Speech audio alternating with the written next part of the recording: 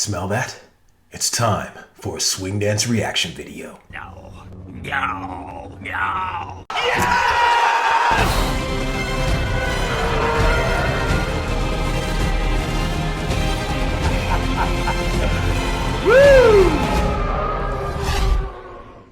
Hey there, welcome to Street Smart Swing. My name is Jamin Jackson, also known as the Galactic Swing Dance Umpire, and I am excited to be scrutinizing another Lindy Hop competition. This time we're going to be checking out a video from KLHC 2019. This is a Jack and Jill All-Star Division, which means you never know what you're going to get. These dancers are probably just as well equipped as the Invitational and even higher than that level, which we don't really have one yet, but I'm sure there will be one.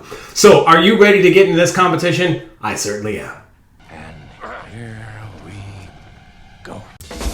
Alright, so I will tell you, we are having some severe thunderstorms here in Oklahoma and a possibility of a tornado at any moment. And if I abdicate this video review, you will know that I'm diving into my storm shelter to take cover. So, that's the warning. Okay, I'm only going to judge one couple, and I'm looking for the number one couple, and I'll tell you exactly what I was looking for at the end of this video.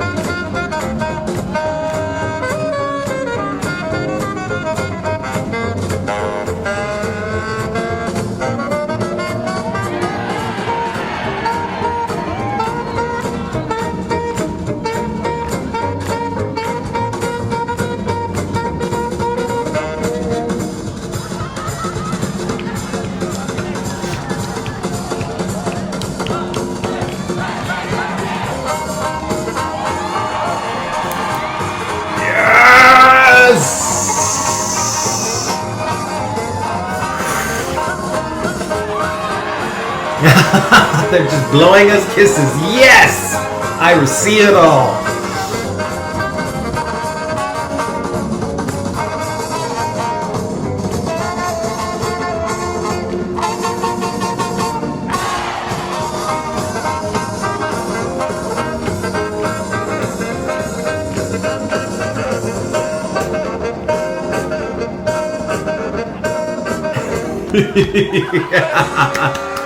Yes, yes, yes, yes. Well done.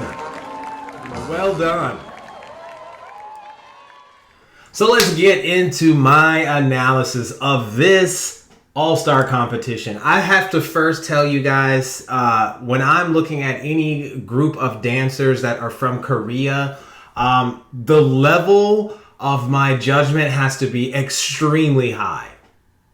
My critical analysis has to go above my rooftop right now. I've got a 2-story house and it's high. So the reason is because the culture as a whole in Korea leans toward people working a little harder on the dance. And the results reflect that very thing. When I go to Korea, or the first time I went, guys, the level was so high, I had to really just take an evening just to think about it and go, wow, what can I compare this to? And the only thing that could come to mind was that these dancers could dance just as well as any of the American dancers. There were some slight differences and maybe ingenuity and some creative elements that might be a little different, but technically as a whole, the work ethic as a culture in Korea for Lindy Hop is just so much higher. It's the same in the hip hop culture, which I'm very familiar with. It is totally dominant over there when it comes to the work ethic of the dancers. So that's why I'm only going to be judging one couple. And I've picked my couple. I've picked my couple. Now let me digress a little and tell you exactly what I was looking for.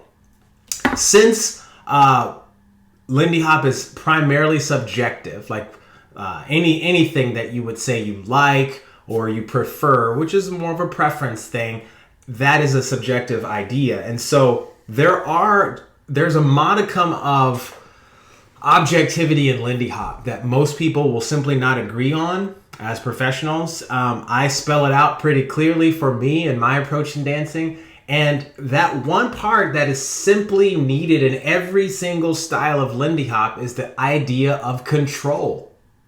And when I say control, I simply mean I can see the role of the leader and the follower working together and not compromising what they're doing. So when I watched a competition like this, I was looking to see if the leader could initiate energy to the follower and the follower could receive that energy and therefore their bodies would move somewhere, right? But I did not want to see the leader set up some energy, the follower begin to respond, and then the leader begins to distract me visually with energy in his body. Something about that makes it hard for me to appreciate the energy that I can't actually see that requires the follower to make visual. Because what they're sharing is something that is kinesthetic. It's something that they feel. And I also have to be critical as a judge to see if they can match that visually so that what they are actually doing, which is a physical thing, can be amplified higher than anything else. So I'm first looking for the control part. And I will tell you, these dancers all had so much control in their dancing. They could manipulate the technique. They all had unique personalities. But I will tell you, there was one couple that had the best control. And I'm specifically speaking about the control from the leader's perspective. Because the leader just simply initiates, and then they can decide to either inadvertently get in the way of what just happened and take up energy visually so that the follower can't actually be the focus. And that's what I'm really looking at here. And so there was one couple that did it the best. This couple also had something I was looking for, which is timing. Timing for me is multifaceted, it's multi-layered. There's so many different aspects of music that you can focus on when you're dancing. And I don't really like to focus on a lot of different things that are too micro focused. I like to look at the macro focus when I'm looking at competitions. And what that focus is can I see when the music is transitioning to another phrase? And in many cases, the dancers understand this because it is the most pronounced part of the song that the audience can respond to. Typically, if you don't know the melody, you can tell that something's about to change when the dancers mimic what you can clearly hear billowing up, right? And so one of the things that I loved about this couple is when they had the opportunity to highlight that timing, they chose to not do too much.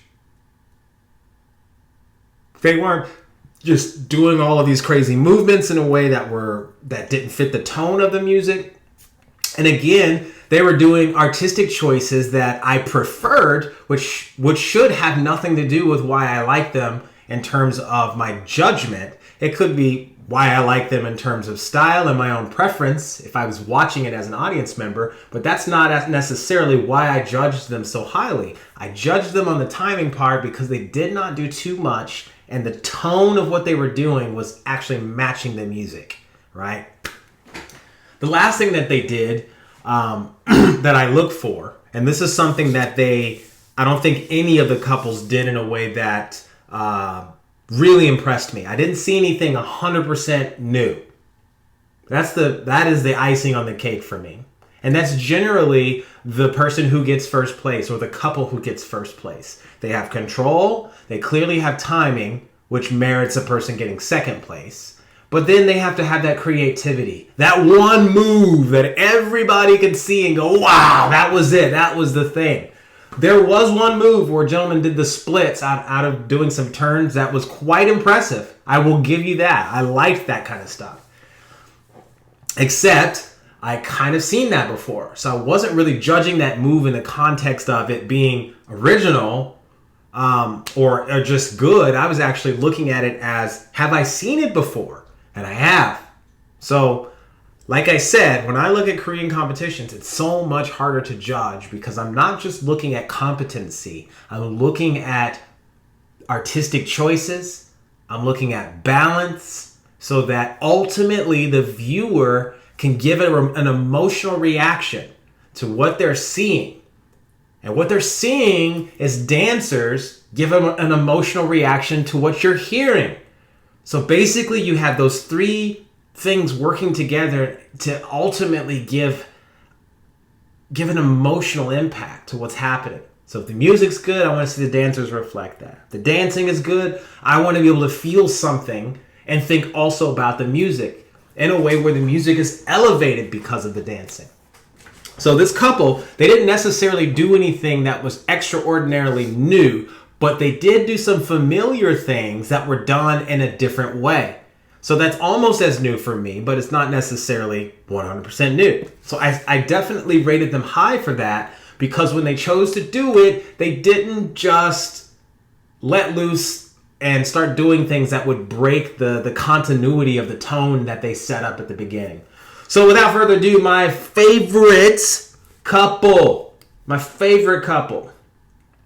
And this was tough because here it is. My favorite couple is Daewon and Jiyoung. The very first couple that went out. They look to me like the teachers. They look like they were the ones that kind of taught everybody. And I think that has to do a lot, not with the followers' competency, which you kind of hope that it's there, but all of these followers could dance. It was really about, could I see the follower without the leader getting in the way? So I'm extra critical. And this leader was the best leader to me, by far. Simply because the control of his body to be quiet when it was necessary and to speak at the right spot that amplified what we were hearing as listeners and audience members, but also matching his followers' tone. So they both were moving together in harmony, where it looked like they were not just performing for us as audience members, but they were dancing with each other. And that's really important to me. So there you have it, folks. Those are my winners, Daewon and Jiyoung. I don't know if you've taken classes from them before, but you need to. They look like they know what they're doing. If you're in Korea, I would encourage you to check them out. Let me know what you guys thought in the comments section. This is super hard for me to judge because Korea is a whole nother level for me when I think about Lindy Hop. I'm extra critical on the dancing, and I have to be a little bit more persuasive and nuanced when it comes to my own judgments on the dancing and separate what I like from the things that I would say lean to the most objective aspects of Lindy Hop. And the latter two things that I judge them on really isn't super objective, but it will help dancers be able to get an emotional reaction from the audience, but also it will help people appreciate the music more. It will instill some type of repeatable move that people can see that was done to the music, so that we can remember that melody and say, what was that song that they danced to? So for me, that's a very subjective thing that I think is critically important, because ultimately they're dancing to music, but it doesn't necessarily mean that's the thing that makes them the best dancers. Again, the control part is the ultimate part that is objective. And that's the easiest part of Lindy Hop. That's the technique. Once you get that, it's more about the subjective part. How do you actually make this look interesting and get an emotional reaction from the viewer, right? You're dancing for people to see you. And so there you have it, guys. That's my opinion of this competition. Oh man, wow. Great job for everybody who got out there and shared your energy and your emotions with us in hopes that we could give that energy back to you. And I enjoyed that. I had to be super quiet and super critical so I could see those nuanced things that I appreciate so much when I'm able to scrutinize really good dancing. So with that said, I encourage you guys, let me know who you thought won this competition in the comments section. If you're wanting to get some creative moves to be able to use in a Jack and Jill type competition like this, I would encourage you to check out some of my free courses below. I've got over 25 different courses. Most of this is my original Lindy Hop moves. I am really passionate about creating new ways to move in Lindy Hop. This is just part of my legacy and my personality as a dancer, coming from other art forms which were much more creatively driven and focused. And I want to bring that essence back to Lindy Hop in hopes that your creativity will begin to become more ignited so that you get inspiration to inspire dancers in the future. So I hope you enjoy those free courses. If you're also wanting to figure out this control part I talk about so much, which really a lot of people like dramatize and make it seem like it's so hard and you've got to do all these private lessons and all these workshops just to get this control part, I encourage you to check out my fundamentals course. I spent over 10,000 hours traveling the world, teaching social dancing. I had fun, I got paid, I have a lot of friends, but ultimately I was on a quest to demystify and deconstruct this thing that I thought people were making too complicated. And I actually did that. I was able to put it into a simple formula so that you can know what's objective versus what's subjective, and quickly go through your maturation process to get on with the creative stuff of Lindy Hop and leave your unique mark on the community. So with that said, check that out if you're interested. So guys, let me know what you thought in the comments section. If you haven't subscribed to the channel, I encourage you to do that. I'm literally going to be looking at every single Jack and Jill video this year, give you guys my 2 cents and maybe more to help encourage you guys to get better and to continue to shine, to inspire everybody else and myself. So with that said, have a great day, and I will see you all in the next reaction video. Take care.